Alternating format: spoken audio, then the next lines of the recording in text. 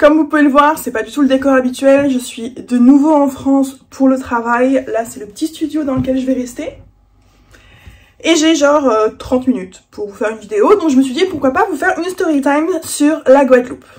Si vous avez l'habitude de voyager, je pense que vous devez savoir que un voyage sans péripéties, ça n'existe pas. Aujourd'hui, je vais revenir sur certaines péripéties et certaines choses plutôt cool qui se sont passées en Guadeloupe, sans rentrer dans les détails, du moins pour certains sujets.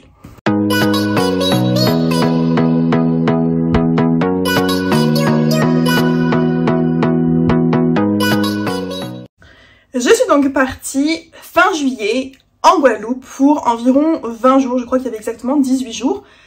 Nous avons été à Paris pour prendre l'aéroport à l'aéroport de Orly. Pour prendre l'avion à l'aéroport de Orly. Et là, ça a déjà commencé très très fort. Donc, Marine, qui est guadeloupéenne, connaît un petit peu comment ça se passe, du moins avec les Guadeloupéens. Et elle disait de toute façon, il n'y a jamais un Guadeloupéen qui vient ou qui repart sans grosse valise. Donc, ce serait bien d'y aller assez en avance pour ne pas nous louper notre avion. Sans rigoler, je pense qu'on est arrivé à l'aéroport quasiment 4 heures à l'avance. Et on a plutôt bien fait puisque la première chose géniale qui s'est passée est la suivante. On arrive et en fait au moment où on veut pouvoir en quelque sorte enregistrer nos bagages, la machine nous dit que ça ne fonctionne pas, qu'il faut aller voir un agent. Donc on est 4 filles, 3 grosses valises, des petites valises, on a beaucoup de choses. Et en gros, ils nous mettent dans une file d'attente où il y a déjà énormément de gens, mais avec des valises énormes. On voit que les Guadeloupéens, quand ils viennent en France, ils ramènent beaucoup de choses aussi, comme nous, quand on part en Guadeloupe, on ramène beaucoup de choses aussi. Et à un moment, en fait, c'est bloqué. La ligne ne marche plus, on nous met sur le côté, on demande combien on est, et ils font pareil avec les gens qui sont juste derrière nous. Donc, on sait pas trop ce qui se passe, on attend. Et puis, à un moment donné, on nous décale sur une ligne pour, je crois que c'était du coup... Nous, on était en économique, évidemment, et là, c'était la business. Je crois que c'est Premium Business Eco. Bref, c'est la truc du milieu. Donc on se dit, bah c'est cool, parce que de toute façon, il n'y a personne, donc on fait la queue là. Et en fait, t'as un mec qui vient nous voir et qui nous demande si on est au courant pourquoi on est là. On fait, bah non, on nous a juste mis là, donc on attend. Donc le mec vient nous voir dans la file et il sait, est-ce qu'on vous a dit pourquoi on vous a mis dans cette file là? Et on dit, bah non, on sait pas trop, on a eu aucune information. Il fait, ah bah c'est pour vous faire décoller dans l'avion de 10h30, donc c'était littéralement l'avion qui partait dans 1 heure. On devait partir normalement, je crois, à 13h30, je vous arrondis un petit peu, et au final il était 9h30 au moment des faits. Et on est trop contente parce qu'on se dit, bah si on part 3 heures d'avance, ça veut dire qu'on arrive 3 heures d'avance. Et on dit, non, bah on est d'accord, mais c'est vrai que ça aurait été bien qu'on nous prévienne quand même, on ne sait jamais. Et au moment où c'est notre tour pour aller au guichet, la nana en fait elle appelle et elle demande, oui, j'ai 4 personnes, est-ce que tu peux me dire si tu peux les mettre sur le vol en classe, du coup je crois que c'est business. Celui du milieu quoi, pas le grand, pas le petit. Donc nous on est hyper excités et on se dit, waouh trop bien, surclassement. Donc on est super contente et il se trouve qu'on se fait bien surclasser dans l'avion, donc on a une très bonne classe. Sauf que, bah, comme je vous ai dit, l'avion part dans 1 heure. Faut qu'on mette les valises en soute, faut qu'on passe faire le check-in des passeports, faut qu'on fasse le check-in des bagages à main, donc un petit peu la course. Donc, et en plus de ça, on n'avait pas pris de petit déjeuner et moi j'avais qu'une envie à ce moment-là, c'était de me poser à Starbucks avec un café, genre poser ma valise en soute et partir à Starbucks, me prendre un petit déjeuner. Non, pas le temps Mel, pas le temps, on court. Et on a couru. Donc du coup, ce qui est bien, c'est que comme on est mis un peu en priorité pour passer devant tout le monde, c'est qu'on a réussi quand même à passer devant tout le monde, sauf que c'est hyper stressant, parce que tu sais que ton avion il est censé partir dans 1 heure, et là tu regardes la montre, et ah bah il reste que 40 minutes. Donc on traverse l'aéroport, on fait tout d'abord le check-in des bagages, je crois que ça a commencé par le check-in des bagages, oui c'est ça. Ça n'avance pas. Finalement, on arrive quand même à avancer, on met toutes nos affaires. En plus, moi, quand je pars en voyage, surtout dans des gros courriers comme ça, j'ai toujours un attirail. Là, j'avais ma Switch, ma tablette Kindle, mon appareil photo, ma batterie portable, mes chargeurs. Donc, j'ai tout un bordel pas possible à mettre. On passe toutes et ensuite, on rattrape nos affaires, on court. En plus, moi, j'ai la brillante idée de vouloir un petit peu aider mes coéquipières. Oui, je vais dire coéquipières et pas copines. Coéquipières, donc... J'attrape un petit peu les affaires des suivantes pour qu'elles puissent aussi se préparer vu que moi j'ai encore un sac qui arrive. Et on court, on passe à la douane, on court et on arrive du coup à la porte d'embarquement. Et déjà il y a entre la douane Et la part d'embarquement, il y a quand même tout le duty free à passer. Et Orly, c'est quand même grand. C'était la première fois, mais c'est grand. Et là, d'un coup, je me dis... mon sac à dos est très léger. Il y a un truc qui va pas. Mon sac à dos est vraiment léger. Et puis là, je me rends compte que quand j'ai rangé mon sac, je me souviens pas avoir mis ma Switch dans mon sac. Première chose. Donc là, je me mets par terre, j'ouvre mon sac à dos, je commence à fouiller et je me rends compte en fait que il n'y a pas la Switch. Switch que j'ai acheté au mois de mars. Spécialement pour Hogwarts Legacy, mais aussi en me disant que comme je partais faire un long courrier, au moins j'aurais de quoi m'occuper dans l'avion. Et là, je me rends compte en fait qu'il me manque un plateau quoi. En fait, il y a une grosse partie de mes affaires qui n'est pas dans mon sac à dos. Et je vais vous expliquer ce qui s'est passé parce qu'à chaque fois, moi je me dis comment les gens peuvent oublier leur passeport, comment les gens peuvent oublier ça dans le bac. Mais en fait, c'est très très con et ça peut arriver vraiment à tout le monde. Et ça a été l'angoisse parce qu'on devait monter dans l'avion dans 10 minutes. Donc pendant que je remets mes affaires dans mon sac, puisque il me manquait plein de choses, j'avais quand même vérifié, Marine va demander à la personne de l'accueil si j'ai le temps. Et là, je pense que je n'ai jamais autant couru de ma vie, j'ai cru que j'allais mourir, je repars. Donc je retraverse tout le duty free. Sauf que je savais plus exactement par où on était passé, parce que du coup, des check-in là pour vos affaires, il y en a un peu partout. Donc du coup, j'arrive à un truc, il me fait non, mais c'est en haut. Je suis oh là là, donc il faut que je remonte des escaliers, que je passe devant tout le monde. J'ai la douane, donc heureusement, j'avais mes papiers sur moi. Donc je leur explique que j'ai oublié des affaires au check-in, est-ce que je peux repasser? Donc ils me disent oui, donc je recours et j'arrive.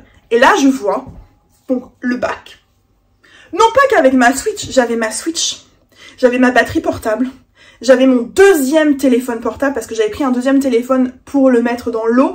C'était mon ancien iPhone tout simplement. Je me suis dit je préfère casser l'iPhone 11 que le nouveau, le 13 Pro avec lequel je filme. Et en fait personne n'avait touché mes affaires, ça franchement, thanks God, tout le monde avait été super honnête, mais mon plateau était resté là pendant au moins 10 minutes. Hein.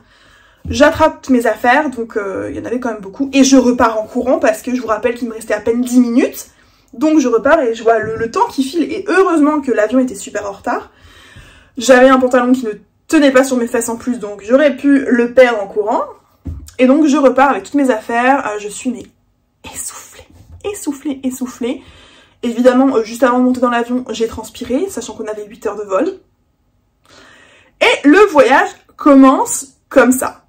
Nous avons donc été surclassés et en plus j'ai oublié mes affaires. D'ailleurs je vous avais promis que j'allais vous expliquer comment j'avais fait pour oublier mes affaires. Tout simplement, comme je vous l'ai dit, quand je voyage pour des longs courriers, donc ça a été les États-Unis ou la Guadeloupe, j'ai toujours tout mon attirail électronique que je garde sur moi parce que je veux pas le mettre dans la valise en soute. Je pense que je suis pas la seule à faire ça. Et en fait, quand j'ai tout mis dans les bacs, moi j'avais mis tout l'électronique ensemble et j'avais fait un autre bac avec mon sac à dos et mes liquides. Et en fait, la nana m'a dit t'as trop d'électronique, donc elle a pris un autre bac qu'elle a foutu après, donc avec la moitié de mes électroniques. Sauf que comme on était hyper dans le rush, j'ai récupéré mon bac d'électronique que j'ai foutu dans mon sac à dos. J'avais un troisième bac donc avec les liquides ou ma veste, je sais plus. Et j'ai pas percuté, vu que vous êtes dans le rush en mode dans 10 minutes faut qu'on soit dans l'avion, faut qu'on ait nos affaires, faut qu'on passe la douane et tout. J'ai pas réalisé en fait que la nana, la greluche, j'ai envie de lui dire, avait mis mes affaires dans un bac genre après mes copines. Parce que littéralement en fait mon bac il était passé après les 2 copines que j'avais derrière. Et c'est ça le problème qui s'est passé. Donc en fait j'ai récupéré mes affaires et j'ai pas percuté que j'avais encore un bac qui se baladait à 3 ou 4 plateaux plus tard. Bref, l'histoire se finit bien puisque j'ai réussi à récupérer toutes mes affaires. Mais vraiment sur le moment je me suis dit j'ai tout perdu quoi. Sauf que j'aurais plus ma batterie portable, plus mon deuxième téléphone, enfin c'était une catastrophe quoi. J'aurais perdu beaucoup d'argent même si c'est que du matériel quoi. Donc un petit peu la merde. On arrive donc en Guadeloupe avec quasiment 3 heures d'avance et le premier jour on fait la plage. Je ne vais pas rester longuement sur tout ce qu'on a fait en Guadeloupe. J'avais de base préparé un vlog. Je voulais vlogger. Vlogger comme j'avais fait aux États-Unis, sauf que le voyage ne s'est pas du tout, mais alors pas du tout passé comme je pensais.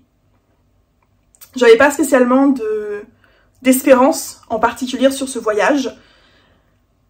Mais en fait, pour la voir courte, je me suis sentie extrêmement mal et je ne me suis pas sentie à l'aise de filmer et donc de faire un vlog. Donc j'ai filmé beaucoup de choses. Le problème est qu'il y a eu une péripétie que je vais vous raconter maintenant, ce qui fait que tous mes fichiers sont mélangés. Donc il va me falloir beaucoup de temps en fait pour monter ce vlog, beaucoup de patience pour essayer de retrouver un petit peu dans quel sens se mettent les choses. Et ça me permettra ensuite de vous faire probablement une voix off explicative de certaines choses. Maintenant, c'est possible que je vous fasse, enfin du moins que je monte un espèce de vlog en images avec les vidéos que j'ai prises. Mais comme je parle très peu, je ne sais pas du tout si je vais avoir envie de le poster. D'une part parce que les vlogs, c'est pas quelque chose qui vous intéresse énormément et que de base, je le fais pour moi, mais aussi pour vous les partager. Et que si en plus de ça, vous n'êtes pas très vlog et que moi, le vlog ne me convient pas, voilà. Donc je vais réfléchir, je vais voir en fonction du temps que j'ai et de la motivation que j'ai, parce que j'ai beaucoup de fichiers, j'ai vu des choses magnifiques. Mais voici la raison pour laquelle mes fichiers sont cassés, ou du moins sont mélangés. Le deuxième ou troisième jour, nous avons été sur une île qui s'appelle Petite Terre. Alors Petite Terre, pour y accéder, il faut être, c'est une sortie de groupe, c'est une réservation à faire, absolument incroyable d'ailleurs, et on est sur un bateau. Et moi, grande vidéaste que je suis, j'ai voulu filmer cette traversée en bateau, mais pas toute la traversée de 45 minutes, juste des petits bouts. Et le mec me fait, est-ce que ton téléphone est waterproof? J'ai un iPhone 13 Pro. Il est dit que l'iPhone 13 Pro est censé être waterproof. Donc j'ai dit oui, sachant que de toute façon, je ne comptais pas mettre mon téléphone H24 devant. C'est vrai qu'on se prend quelques petites vaguelettes, donc je filme cette première attraction qui était vraiment très très bien. C'est un bateau qui fait bouh comme ça. Et ensuite, je mets mon téléphone dans la poche arrière de mon pantalon pour le protéger, et aussi parce que bah, ça bouge beaucoup. Je sais pas si vous voyez ce où je veux en venir. On est sur un bateau en pleine mer. Les vagues sont agitées. Ouais, on s'est pris une vague, mais pas la petite vaguelette. Pour vous le dire, donc j'avais mes lunettes sur la tête. La vague, c'était ouf. J'ai vu la vague arriver, je savais que c'était foutu. La vague, elle nous a tellement fait... Alors la fille à côté, elle me fait « Oh, c'est pas vrai !» Non mais je sais quand même ce que mon corps a fait, tu vas pas commencer à dire que c'est pas vrai alors que c'est moi qui ai ressenti le truc. En gros... La vague, elle a légèrement dévié. Je pense que malheureusement, j'avais pas la bonne place à ce moment-là. Les gens derrière se sont pris aussi. Enfin, bref. Et moi, ma tête, elle s'est retrouvée comme ça. Et mes lunettes sont tombées comme ça. Pour vous dire la force de la vague. Et en fait, bah, on était trempés. Mais ce que j'ai pas percuté, c'est que du coup, même si mon téléphone est waterproof, il était dans ma poche arrière. Au final, il avait pas grand-chose. Il avait rien. Il marchait toujours, donc je me suis dit, top. On est arrivé sur l'île, j'ai pris mes petites photos, et ensuite, moi j'étais surtout là en fait pour faire de la nage, là, du snorkeling comme on dit, c'est un masque et tuba et regarder et nager avec les tortues. C'était vraiment mon but primordial de cette île. D'ailleurs, je pense que j'aurais dû me balader un petit peu plus sur le côté parce que je l'ai pas fait. Je suis vraiment littéralement passée toute la journée dans l'eau. Pour vous dire, je me suis brûlé l'intégralité du dos ce jour-là, mais quand je vous dis l'intégralité, c'est-à-dire que ça m'a fait des cloques. Je pouvais plus, en fait... Un vêtement sur moi, c'était horrible, je ne pouvais plus dormir, ça me brûlait. J'en ai pleuré le troisième jour, ou le deuxième jour après les brûlures, parce que en fait c'était comme si, pour vous donner une image, on vous versait de l'eau d'une bouilloire, chaude, bouillante, sur le dos en continu. C'est exactement la même douleur. C'est une brûlure continue, c'est horrible, vous pouvez plus rien faire. Alors j'ai quand même été dans la mer, j'avais toujours des trucs sur moi pour me protéger, mais ça me brûlait. Bref, on n'en est pas là, c'est ça, c'était une petite aparté, j'ai brûlé ce jour-là. Mais en gros, le soir, quand on est rentré, donc moi j'avais plus de téléphone pour la partie retour. Quand on est rentré le soir, mon téléphone a refusé de charger. Il y avait écrit que en gros, alors ça écrivait genre le lightning, donc ça là, humide, le retirer, sinon ça peut abîmer le téléphone. C'est un problème que j'ai déjà eu avec mon iPhone 13 parce que je pense que le petit que je garde avait léchouillé le câble qui traînait par terre dans la maison et qu'il était humide et que du coup en le mettant dans mon téléphone ça m'a humidifié le truc. Donc il y a un message qui prévient. Donc je fais bon bah super, il a pris l'eau donc je vais attendre. Au bout d'une nuit, le téléphone il voulait toujours pas. Ma coque de téléphone a pris 2 semaines à sécher parce que j'ai retiré la coque de téléphone aussi, hein. 2 semaines à sécher. Et en gros, mon téléphone m'a fait une dinguerie. Heureusement que j'avais le deuxième parce que il a refusé de sécher. Et quand il y avait toujours le message au bout de, je sais pas, 4-5 jours, je me suis dit, mais ça, c'est bizarre quand même. Alors, j'ai pas précisé, mais la Guadeloupe, c'est hyper tropical, c'est hyper humide, mais genre, humide. Vraiment, il fait chaud, mais c'est humide, humide, humide. Et en fait, j'ai éteint mon téléphone pour le rallumer en me disant, bah peut-être que ça va débloquer le truc. Il y a une dinguerie qui s'est passée. Non seulement je pouvais plus charger mon téléphone, Mais en plus de ça, l'écran tactile, mort. Je ne pouvais plus rien faire. En plus, j'étais en mode avion, donc du coup, on ne pouvait pas m'appeler. On pouvait rien faire. Mon téléphone était capote. Vraiment. Donc, je me suis dit, bon, bah pour l'instant, je peux rien faire. On devait aller voir un réparateur agréé Apple, sauf que si on m'avait emmené mon téléphone pour l'envoyer je sais pas où et le ramener, je l'aurais pas eu tout de suite. Donc, j'ai dit non, je voulais aller chez Apple ici. On a attendu que le téléphone se décharge et au bout de 2-3 jours, je crois qu'il s'est déchargé parce qu'il a tenu la batterie de fou. On a pu le recharger et il a fonctionné. Le lendemain, j'ai pu le recharger encore une fois et le jour d'après, plus rien. Je ne pouvais plus recharger. Donc du coup, ça m'a gonflé, hein, on va pas se mentir.